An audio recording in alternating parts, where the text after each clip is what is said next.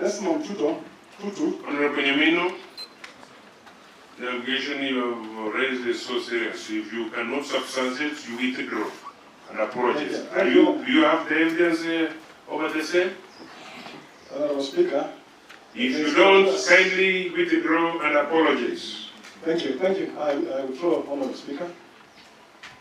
But I say proceed. I want to say please. Withdraw and apologize. Honorable Speaker, as I apologize.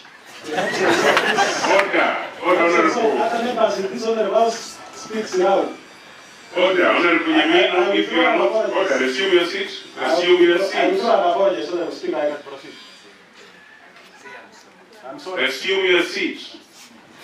Honorable Leader Majority, resume your seat.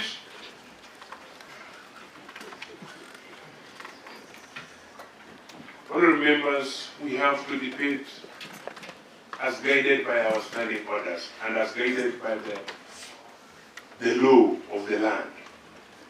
If you have no evidence over any allegation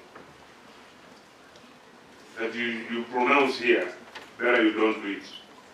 Honorable Yamino, for the last time, you stand, you withdraw and apologize.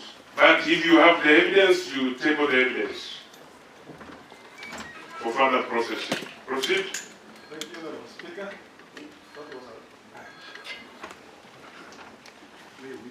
Thank you. I withdraw and apologize, Honorable Speaker. Thank you. Proceed. 1A, D and E of the Constitution of Kenya state as follows.